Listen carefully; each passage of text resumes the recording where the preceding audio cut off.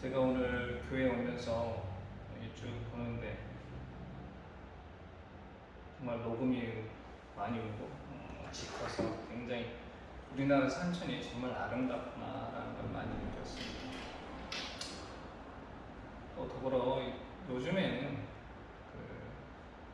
K-팝, 또 K-드라마, K-푸드 이렇게 해가지고 한국의 문화가 외국 사람들로부터 많은 인기와 호응을 얻고 있어서 굉장히 또 자랑스럽다는 생각도 했습니다. 이렇게 아름답고 자랑스러운 대한민국의 국민이 되려면 어떻게 해야 될까? 법률적으로는 세 가지가 있습니다.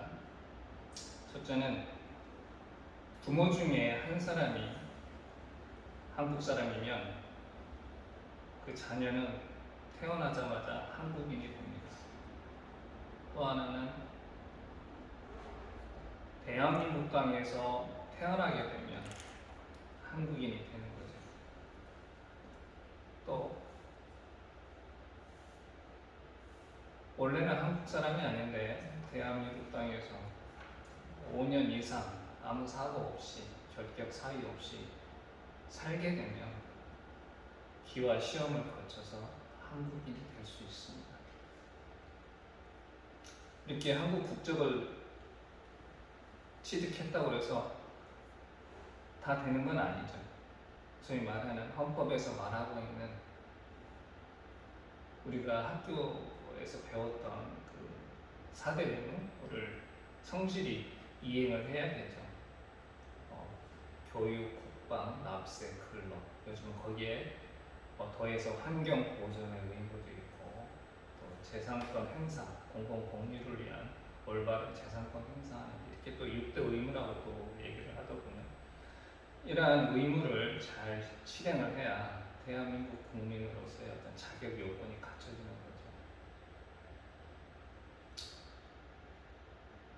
이렇듯 대한민국 국민이 되기 위한 자격을 갖추는 것처럼 하늘나라의 백성이 되기 위해서도 필요한 자격이 있습니다. 오늘은 그거에 대해서 한번 여러분과 생각을 나누고자 합니다. 하늘나라라고 하는 것은 예수께서 전한 복음의 핵심입니다. 좀 더 정확히 말하면 하늘나라가 가까이 왔다 라고 이렇게 예수께서 말씀하셨죠. 복음이라고 하면 이런저런 말이 많지만 복음서에 나와 있는 예수께서 전한 복음의 핵심은 하늘나라가 가까이 왔다는 거였습니다.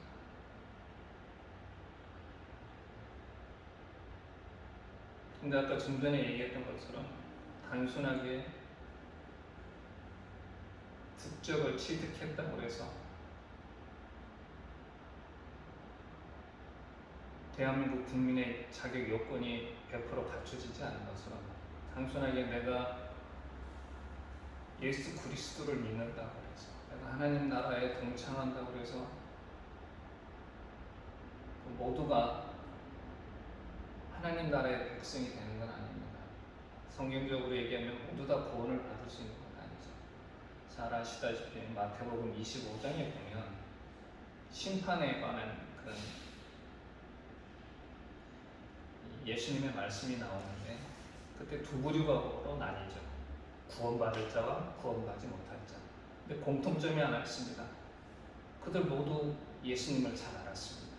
또 그를 예수를 그리스도로 믿고 그 말씀에 따라 살려고 노력했던 사람들입니다. 근데 한쪽은 구원을 받고 한쪽은 받지를 못했습니다. 받지 못한 쪽은 어떤 겁니까? 하나님 나라의 백성으로서 자격이 미달됐다는 거죠. 그러면 하나님 나라의 백성이 되려면 어떠한 요건을 갖춰야 되는가? 오늘은 예수께서 공생애 동안 예수님의 가르침과 삶을 통해서 그런 하나님 나라의 백성의 자격이 무엇인지 한번 생각을 해보도록 하겠습니다. 첫째는 개방성입니다. 즉 열려야 된다는 거죠. 무엇보다 첫째로 사랑을 향해서 열려 있어요.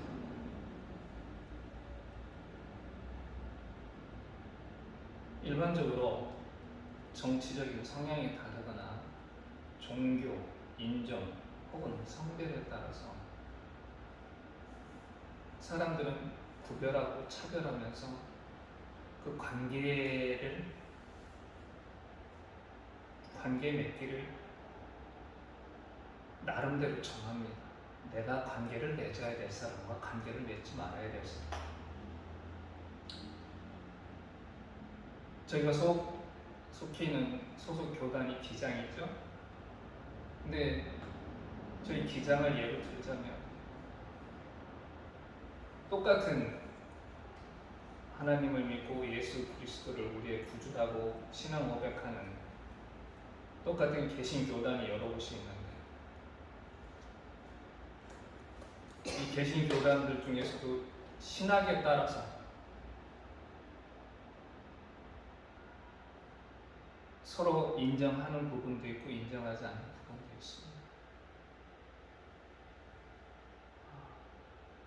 또 때로는 비난도 합니다. 저희 입장에서 얘기하자면 보수 뭐뭐 이런 식으로 얘기를 하죠. 또 그쪽도 우리를 사이비 이단이다 이런 식으로 욕을 합니다. 이렇듯 정치나 혹은 종교적인 방향이 다르면 서로 배척하고 대화를 안 하죠. 근데 예수께서는 어떻게 하셨습니까? 우선 예수의 제자들을 살펴보면 딱 드러나는 12사도를 한번 생각을 해보면 우선 드러나는 사람들이 세 그루가 있습니다. 그 유명한 베드로를 포함한 그의 형제들 그리고 요한과 그의 형제 이들은 어부였습니다.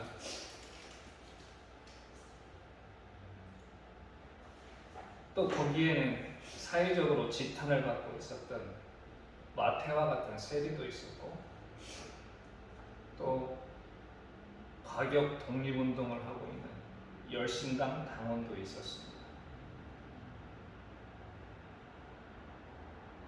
예수께서는 이들을 따로 자신의 제자로 삼는데 구별하거나 차별짓지 않았습니다. 또 예수께서 평상시에 어울렸던 사람들도 보면은 유대인 특히 바리새파나 랍비들한테 죄인이라고 지탄받고 있던 사람들과 같이 어울렸습니다. 그들과 식사도 하고 그런 부류 중에 대표적인 게 누구였죠? 마태와 같은 세리들이었습니다. 그런 사람들과 같이 식사하고 어울렸습니다. 그리고 한 걸음 더 나아가서 이방인들과도 서스럼 없이 교제를 나눴습니다. 로마의 백부장, 수로보니게 여인, 거기에 더 나아가 유대인들이 근처에도 가지 않는 사마리아 사람들하고 그들과도 같이 교제를 나눴습니다. 한마디로 예수께서는 바다와 같다라고 이렇게 표현할 수 있겠습니다. 바다가 어떤 곳이죠? 바다에는 맑은 물만 흘러들어오는 게 아닙니다. 온갖 잡동사니 쓰레기가 바다에 다 보이죠. 근데 바다는 그걸 다 받아들입니다. 예수께서는 사회적으로 쓸모없다 혹은 죄인이다 이렇게 배척받고 소외당했던 사람들을 다 당신의 제자로 받아들이고 그들과 함께 교제를 나눴습니다.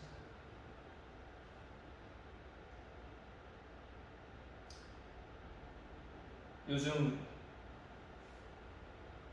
우리 예수의 제자로 산다고 하는 우리의 모습과는 사뭇 다른 그런 모습이죠. 참 반성을 많이 하게 됩니다. 또 하나는 배움에 대해서 열려 있어야 됩니다. 타 문화나 학문, 좀 더 좁게 말하면 우리는 성서에 대해서 열려 있어야 됩니다. 그리고 하나님에 대해서도 열려 있어야 되죠. 우린 간혹가다 하나님을 성서에서 말하는 그 하나님으로 이렇게 갖춰놓으려고 하는 그런 유혹을 받습니다. 성서에 대해서도 마찬가지예요.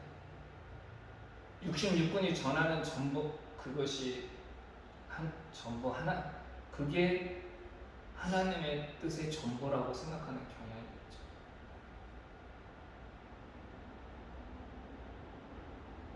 하지만 성서를 읽다 보면 굉장히 다양한 주장들이 있습니다. 로마서도 있고 야고보서도 있습니다. 무슨 얘기냐? 로마서는 구원을 받는데 가장 중요한 건 믿음이라고 합니다. 근데 야고보서는 뭐라고 하나요? 행위가 없으면 믿음은 아무 소용이 없다 이렇게 얘기하죠.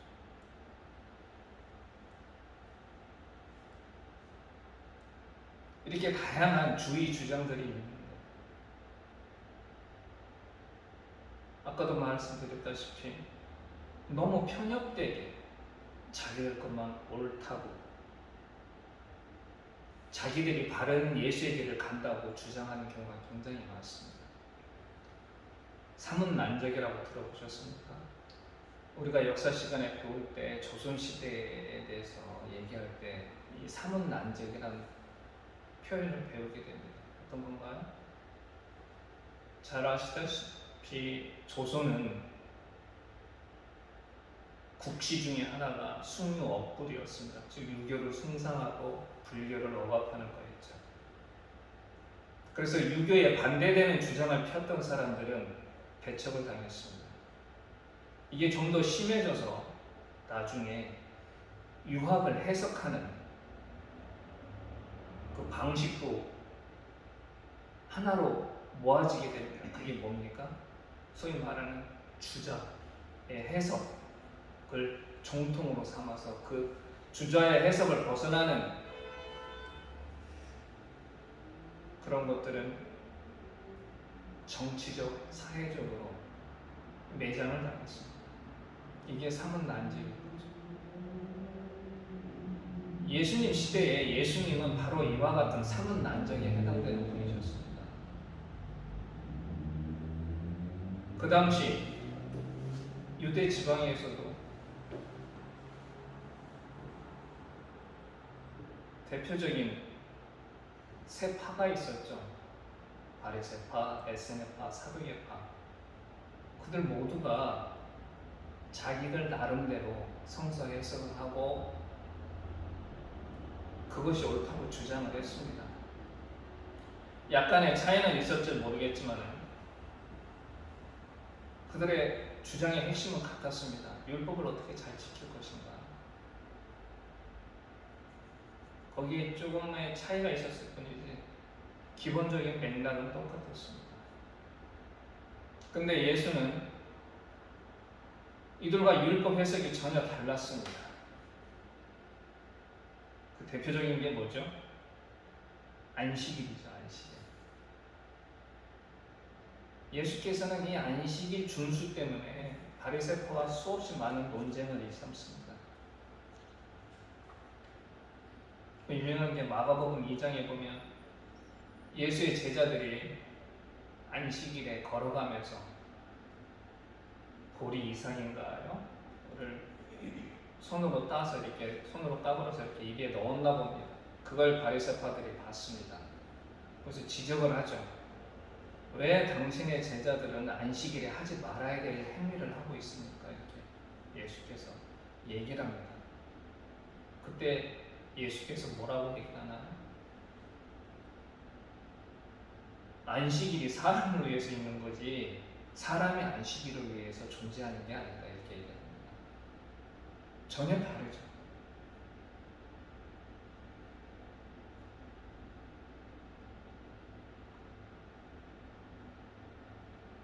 어떻게 보면 예수의 그런 주장은 굉장히 급진적인 거였습니다.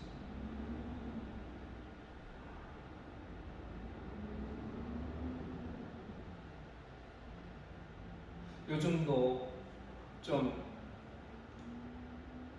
소위 말하는 요즘으로 표현하면 주일 성수를 엄하게 지키는 교단에서는 거의 아무것도 안 하죠. 그렇죠? 오로지 예배를 드리는 거. 어디 놀러 가서도 안 되고 다른 곳에 가서 예배 드려도 안 되는 굉장히 엄격하게 주의를 지키고 있습니다. 그런 쪽에서 예수님의 그런 언행을 과연 어떻게 받아들일까? 2000년 전과 지금 저는 그때 바리새파가 받아들였던 그 반응을 그런 보수 교단들이 똑같이 반응을 할 거라고 믿습니다. 요즘도 그런 주의 주장을 핀다면 즉 예수의 제자, 즉 하나님의 백성으로 살아간다는 것은 이렇게 열려 있어야 된다는 거죠. 한 곳에 편협되게 꽉 막혀 있으면 안 된다는 거죠. 두 번째로 하나님의 백성이 될 자격 요건 중에 두 번째는 사랑이라고 생각합니다. 사랑.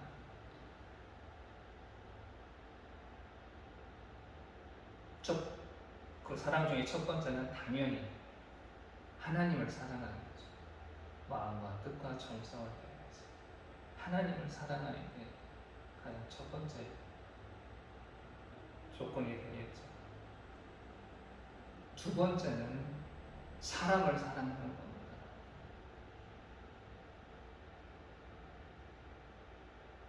어떤 사람? 현 존재, 즉 있는 그대로의 모습을 사랑해야 된다는 겁니다.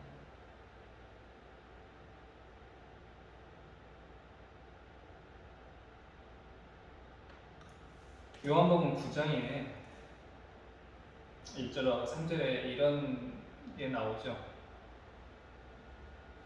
그 사람이 갑자기 생각이 잘 안 나는데 맹인이었는지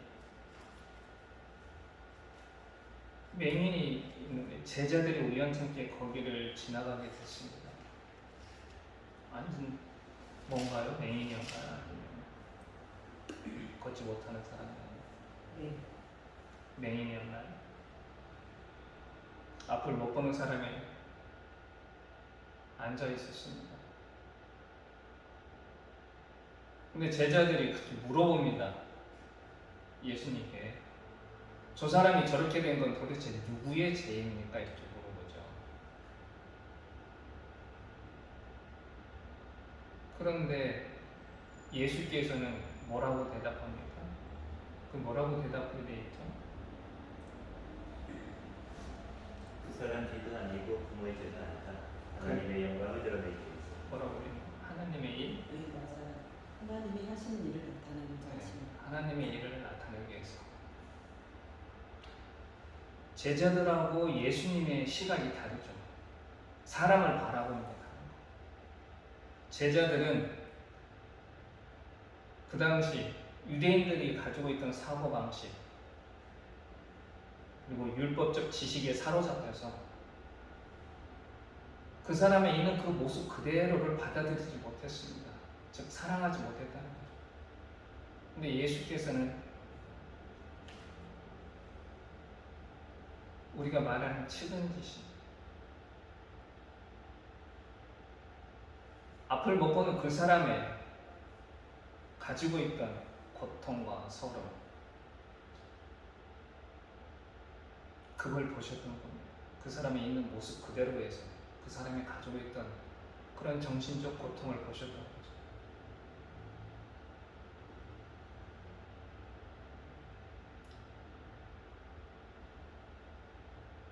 이태원 참사가 일어났을 때도 말이 많았죠. 거기 놀러 갔던 사람들을 거의 죄인처럼 매도한 경우가 많았습니다. 말도 안 되는 소리.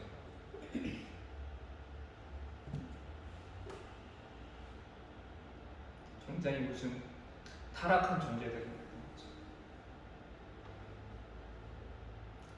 만약에 예수께서 그들을 그러한 참사를 보셨으면 그들을 어떻게 바라보셨을까?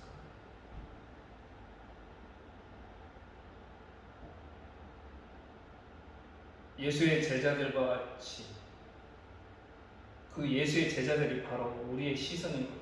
그들을 그 안타까운 죽음을 마음 아파하고 그 죽음으로 인해서 고통받는 그 사람들의 모습을 보는 것이 아니라 그들을 정죄하는데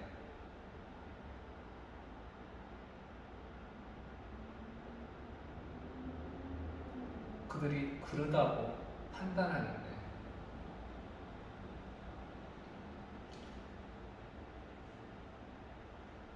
우리의 생각을 그곳에 집중하지 않았을까? 근데 예수는 달랐겠죠. 2000년 전 이 맹인에게서 이 맹인을 바라봤던 그 모습 그대로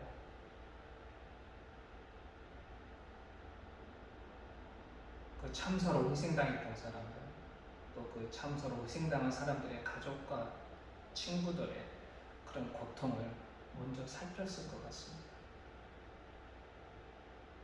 우리는 이 요한복음 9장 이 맹인을 통해서 우리가 알 수 있는 건 뭐냐? 모든 사람은 하나님의 뜻이라는 거예요.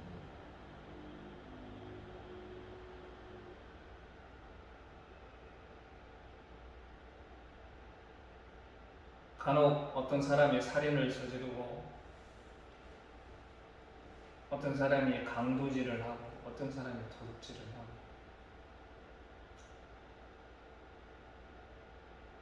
즉 사회에서 용납하지 못한 행동을 했을지라도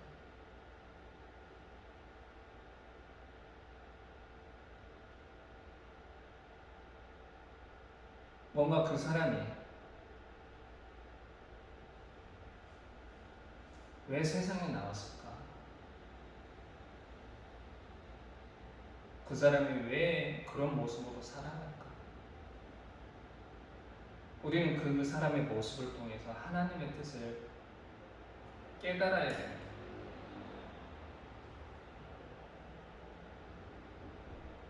그런 의무감 같은 게 필요합니다.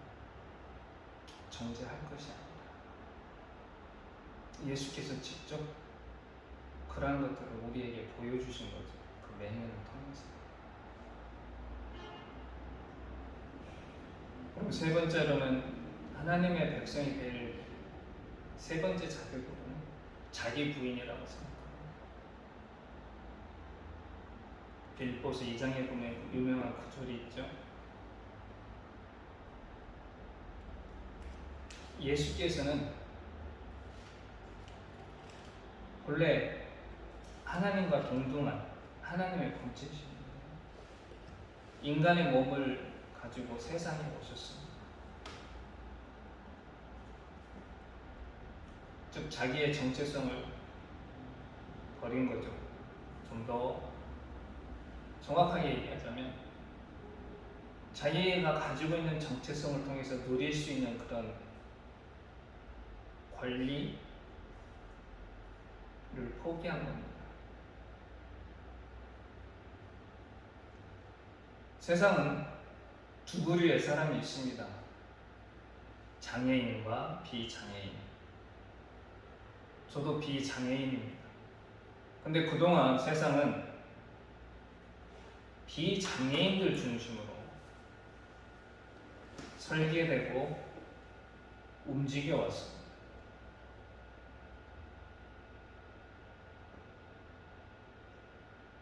장애를 가지고 있는 사람들은 함께 살아가는 공동체로 취급하지 않았던 거죠. 최근에야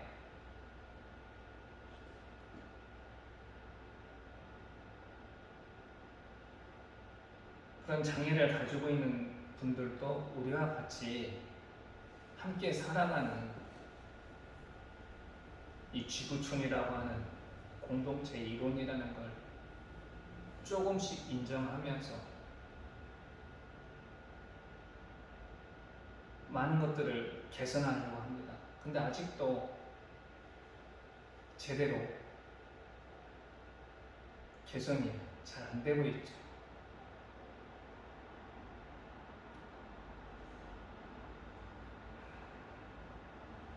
두 번째로는 가치관을 버려야 됩니다. 자기 본인의 두 번째 가치관. 즉 세상이 너의 삶이 인생이 성공이냐 실패냐 기준으로 삼고 있는 그런 가치관을 버려야 됩니다. 왜 그렇습니까? 세상은 좀 더 부귀해지고 좀 더 많은 걸 소유하는 것이 성공이라고 얘기하는데 예수께서는 무소유와 나누는 것이 하나님의 뜻이라고 얘기합니다. 세상은 명예를 얻고 자기를 과시하는 것을 성공이라고 얘기하지만 예수께서는 오른손이 하는 일을 왼손이 모르게 하라고 말씀하십니다. 또 세상 사람들은 권력을 쟁취해서 사람들에게 군림하려고 하지만 예수께서는 섬기고 봉사하라고 말씀하십니다. 이것이 바로 하나님의 자녀로서의 살아가는 합당한 행동이라고 말씀을 하십니다.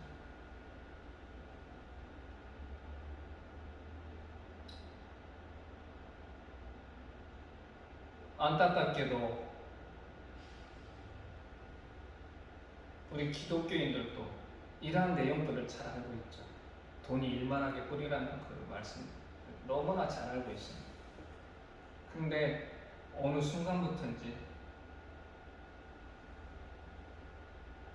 돈이 혹은 권력이 세상을 움직이는 중심 원리라고 생각을 하고 있습니다.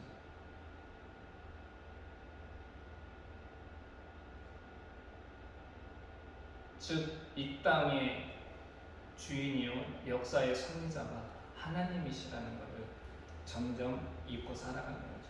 그러다 보니 세상의 가치관에 물들어서 우리도 같이 살아가는 겁니다. 얼렁덜렁.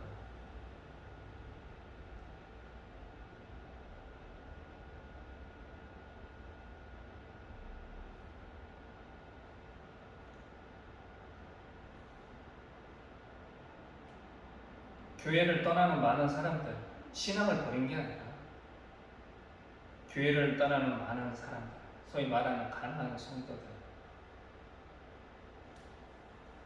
그들이 교회 안 나가는 이유에 대해서 얘기하는 것들이 교회가 교회답지 못하다라는 얘기를 많이 합니다. 교회가 교회답지 못한 게 뭘까요?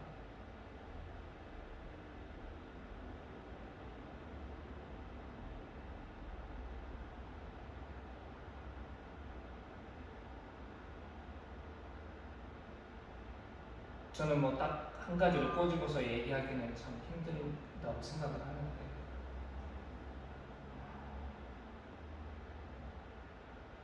예수께서 가르치신 가르침과 또 교회에서 추구하는 방향이 아무래도 다르니까 거기에서 오는 괴리감 때문에 아마 교회를 떠나는 게 아닐까 그런 생각을 좀 해보게 됩니다.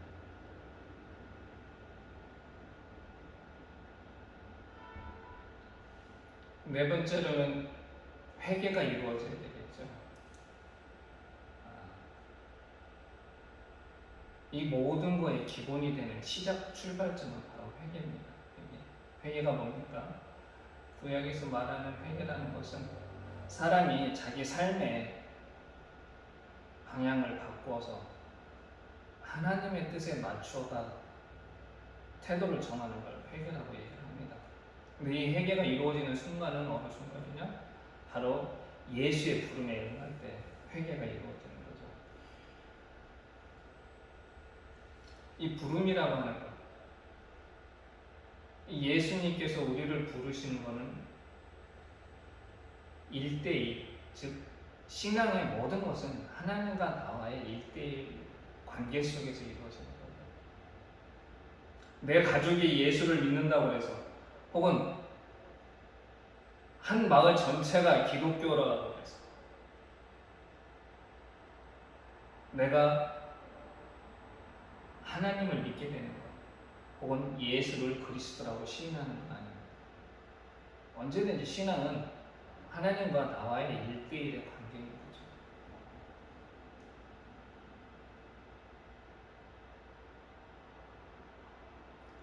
한 번 회개가 이루어졌는데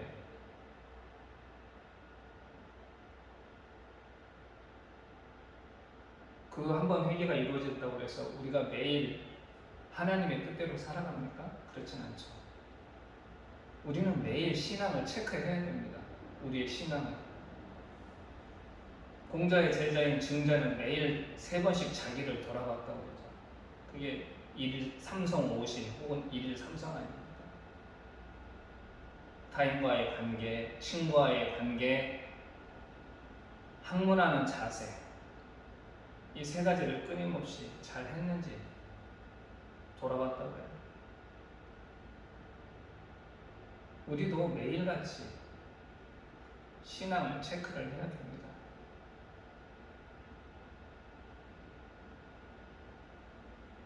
감사에는 혹시 소홀했는지, 혹은 내가 누군가를 비난하지 않았는지,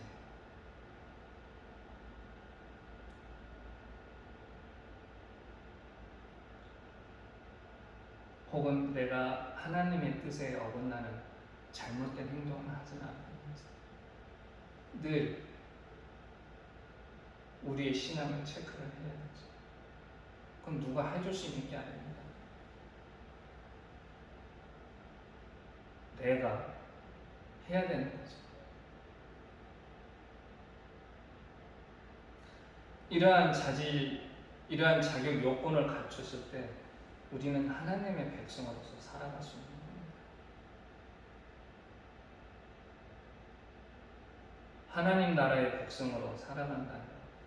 즉 하나님 나라, 즉 복음이 그러면 우리에게 전해주는 그런 메시지는 뭘까? 제가 오늘 제목을 복음의 비밀이라고 했지만 엄밀히 따지면 이러한 자격, 하나님 나라의 백성으로서 자격 요건을 갖췄을 때 우리는 그 복음이 우리에게 전하고자 하는 그 뜻을 받아들일 수 있는 거죠. 저는 그냥 2가지라고 생각을 합니다. 많은 것이 있겠지만 하나는 오늘을 살라는 겁니다. 오늘 뭐 한 달, 1년, 10년 어떤 장기적인 어떤 플랜을 가지고 살아가는 게 아니라, 물론 중요하죠. 무시하는 거 아닙니다. 오늘 하루를 살라는 겁니다. 즉 종말적인 삶을 살라는 거죠. 예수께서는 주기도문을 통해서, 그리고 어리석은 부자의 비유를 통해서 이걸 아주 확실하게 우리한테 얘기를 하십니다. 주기도문 중에 이런 게 있죠. 일용할 양식을 달라고. 한 달치 양식도 아니에요. 아니, 단 일주일치 양식이 아니라 일용할 양식.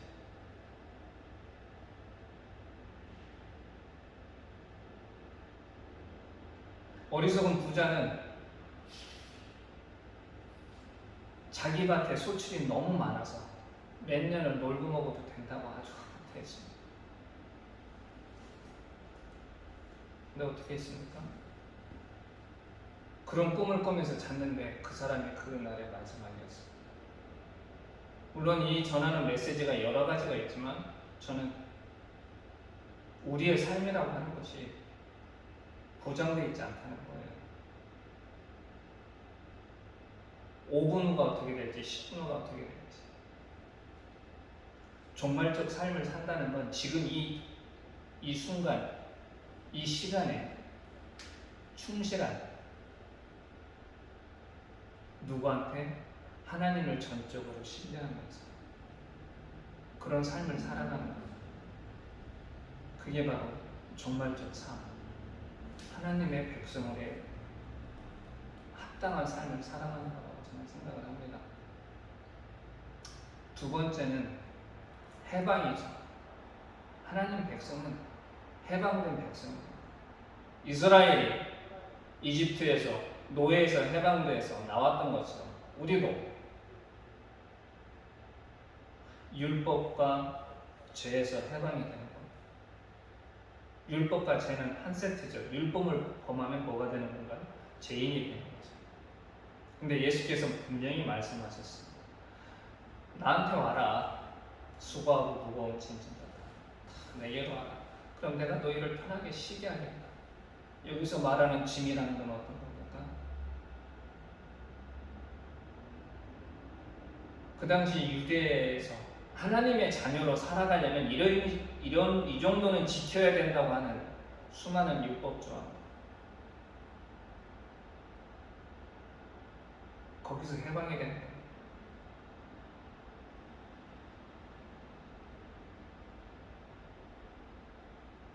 우리도 하나님의 백성이 되면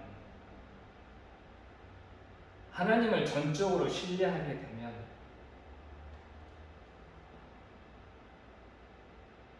세상의 무거운 짐으로부터 율법뿐만이 아니라 무거운 짐으로부터 우리가 해방이 되는 거죠.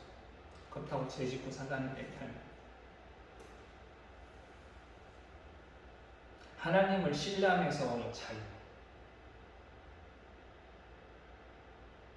그걸 누리며 살라는 거죠.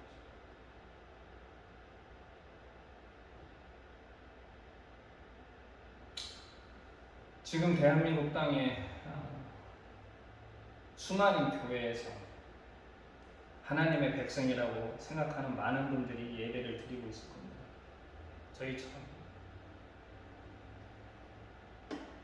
최소 500만은 될 겁니다.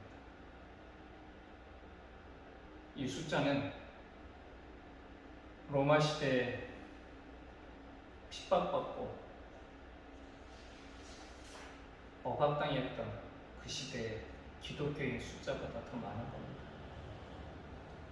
이렇게 수많은 하나님의 백성이 내가 하나님 나라의 백성으로 살아간다고 고백하는 사람들이 이렇게 많은데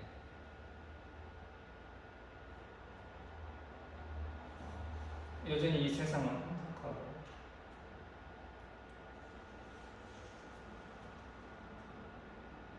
불의가 판을 치고 여전히 곳곳에 어려운 사람들이 많이 있습니다. 저는 이 시간을 통해서 내가 과연 하나님의 백성으로서의 자격 요건이 있는가, 혹은 하나님의 백성으로서 내가 잘 살아가고 있는 것인가 한번 돌아보는 그런 한 주일이 되었으면 좋겠습니다. 기도하겠습니다. 하나님 감사합니다. 오늘도 부족한 제가 주님의 뜻을 전했습니다. 혹 잘못 전한 것이 있다면 주님께서 그 잘못 전한 것을 제하여 주시고 온전히 주님의 뜻만 전해질 수 있도록 역사하여 주시옵소서.